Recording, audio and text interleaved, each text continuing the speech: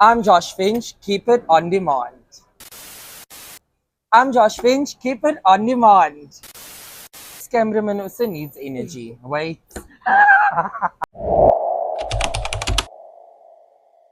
All right. So you're most welcome to Uganda. Thank you. Joshua Finch is the new sales head coach from South Africa, and most welcome to Vector on Demand. Thank you. Yeah, we're at Cafe Javas, by the way, and a big shout out to them. They Really serve good juices and food, guys. best food in Uganda. So if you come to Uganda, just make sure you visit Cafe Javas, all their restaurants, all their branches. Yeah. So Joshua Finch, please introduce yourself to us and tell us who you are. Sure. Cool. So I'm Joshua, also known as Josh. I'm from Cape Town, South Africa. Currently living in Kampala, Uganda. Loving it. Lots of food, different cultures, fresh fruit that's very organic. I have an honors in clinical psychology and an undergrad in sociology and psychology, as well as a diploma in exercise and sports psychology.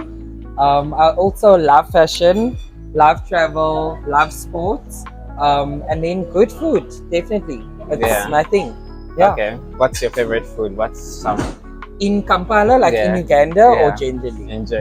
Generally. Both, yeah. Generally, I would definitely say like it's between sushi and like home cooked chicken pie. Like there's nothing better than home cooked chicken pie. And then in Uganda, I would definitely say beef pilau. That's like my favorite. Yeah. Oh, that's fascinating. So what's have you loved about Uganda so far since you came at the end of 2024? Yeah. Yeah.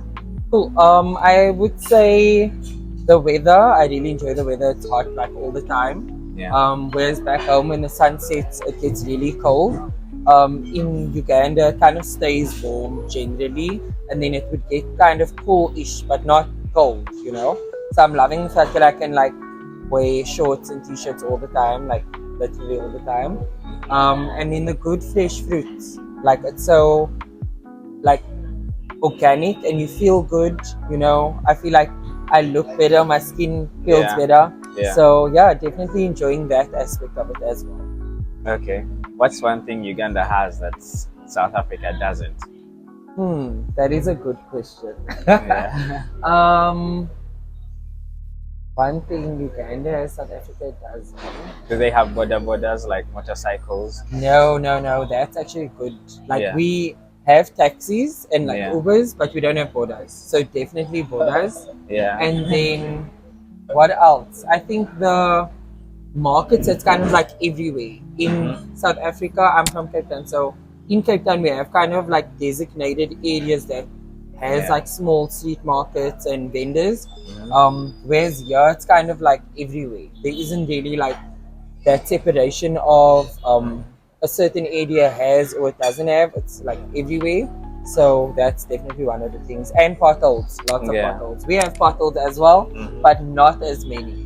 Yeah. So when did you fall in love with swimming and sports in general? I would say when I was about 6 years old. I went to the local pool and my brothers were swimming at the time. They're a few years older than me, 5 years and 7 years older than me. And they had swimming training. And I remember I was really tiny. So there was this like little floating mat that the coach had in the water that was being learned to swim. And the kids would then jump onto it and then he like shook it.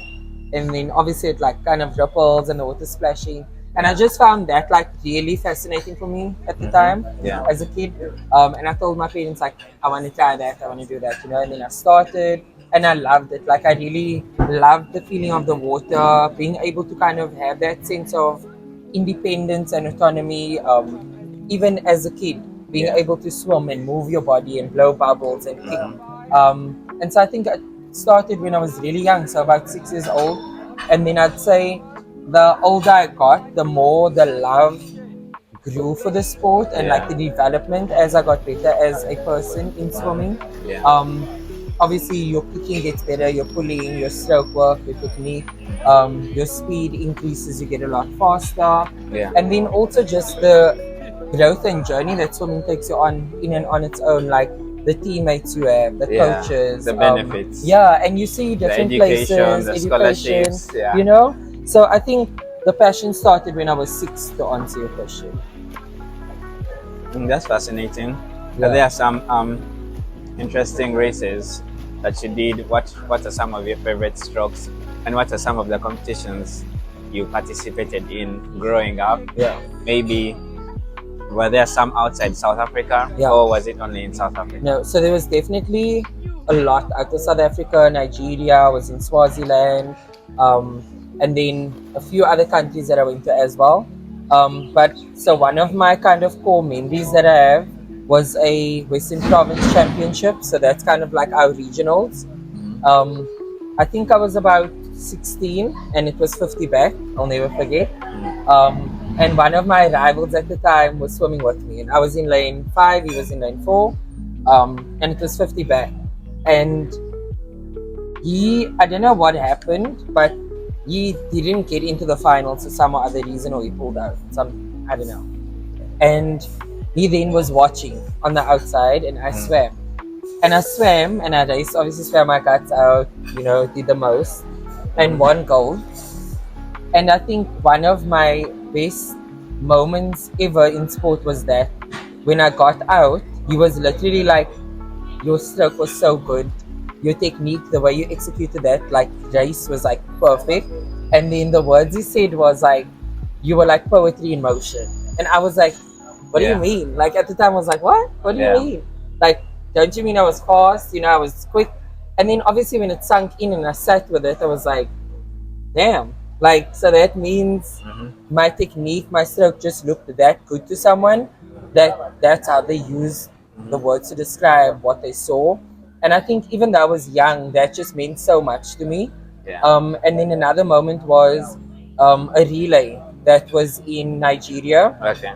All Africa Games. Okay. It was really tight with like Egypt and Morocco, South Africa, and it was a mixed relay, 4x100 meter IM. And yeah, like, I mean, I was the backstroke at the time, so I started. So gave us a bit of a lead, and then the breaststroker, because it's mixed, so girls and guys. So depending on where you position certain people strategically, you then either lead or other teams catch up and things. So yeah, it was really tight, and I mean that sense of team and like just togetherness and cohesiveness and being able to represent your country at that young age. I was 16, and just feel like I'm doing this for something bigger than myself was like amazing for me.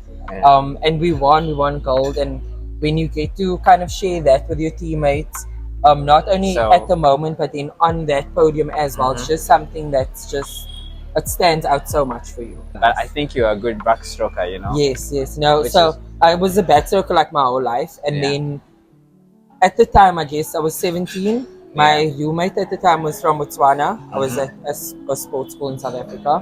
And he was a breaststroker. And we had like this day that was like, okay, cool, I dare you to do like 100 breast, and I would dare him to do 100 back. And we did it. And then turns out my breaststroke was actually good enough to make the final, and I was like, what? Like, this isn't even my stroke. Like, I'm just doing this as a day. And then I made like finals for it in regionals. And then finals came and I actually won silver. And my coach was like, what? Like, did that just happen? Like, you won a medal at regionals for a stroke you don't like. And I was like, I know. And he was like, okay, let's push this further and like do this at nationals. I was like, okay, I have nothing to lose. And I think as a swimmer, when you have nothing to lose and there's no pressure really on you for that specific event, you just give it your best and you swim freely. There isn't that like, oh my word, I'm a backstroker. I swam every morning session, every afternoon, like for this one specific event. And being able to just swim like freely in that specific event, like just the best fit. Yeah, it's for fun. You're not taking it like a serious event that's like I need to win. And then I made finals once again. And I actually won silver at nationals. And I was like, this is crazy. Like, how am I on a podium right now for an event that I just did by chance?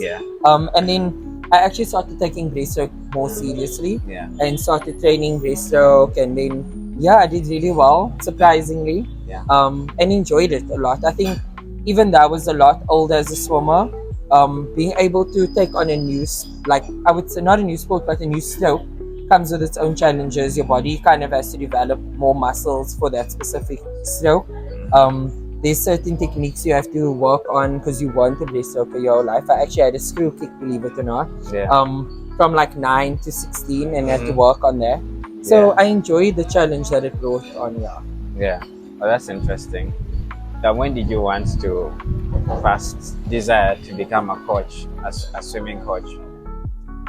I would say in my teens, I really enjoyed being able to like manage the squad Yeah. and being able to have influence on it. So how it started was, if there was a coach that was perhaps absent, and I was a student at the time, I was in Yeah. university.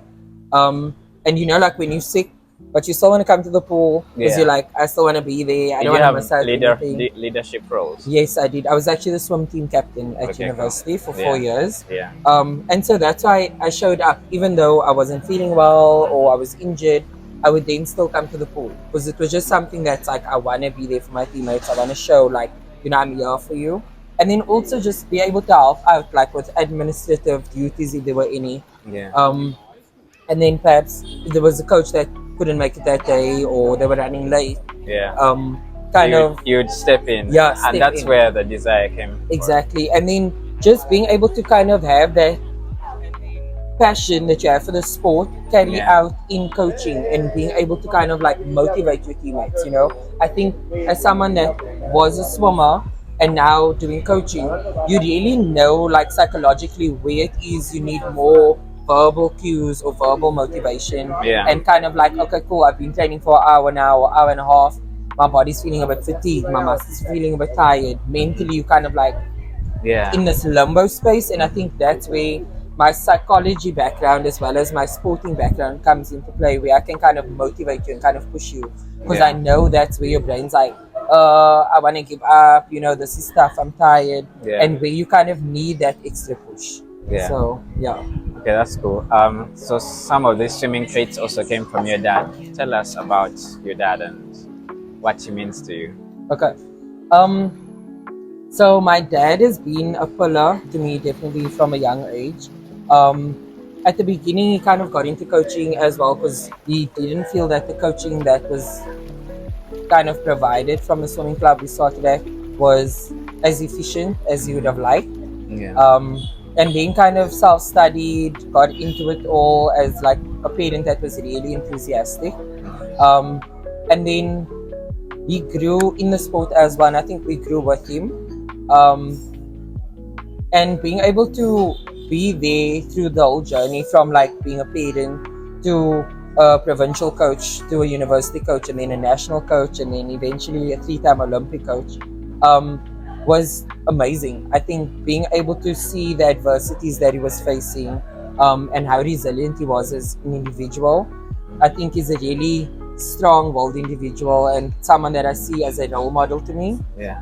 And I think he's broken so many stereotypes and boundaries that were there, and he's a front runner for a lot of people, not only of color but people from different backgrounds. Yeah.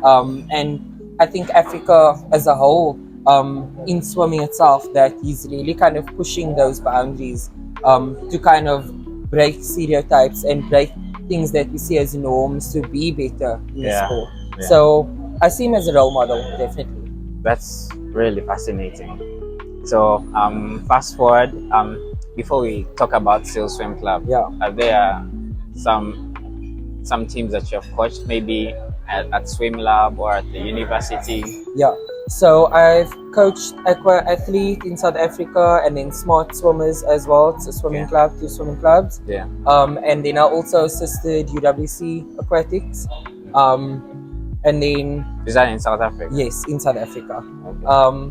And then yeah, I coached basically from learn to swim at the beginning of my coaching career, all the Yeah. way through to stroke development, junior squads, senior squads, and then university students as well. What aspirations do you have? What ambitions do you have for sales? For sales, definitely one of them is to become of the best once again in Uganda. And then also making sure that we have a good relationship with each other, making sure we trust the process. Yeah. So back then we used to have a coach called Coach Darren Murray. Yeah. From about 2016 to 2018. He was South African as Yeah. well. Are you friends with him? Yes, Do you yes, know I him? know him. Yeah, And he was a backstroker. yeah.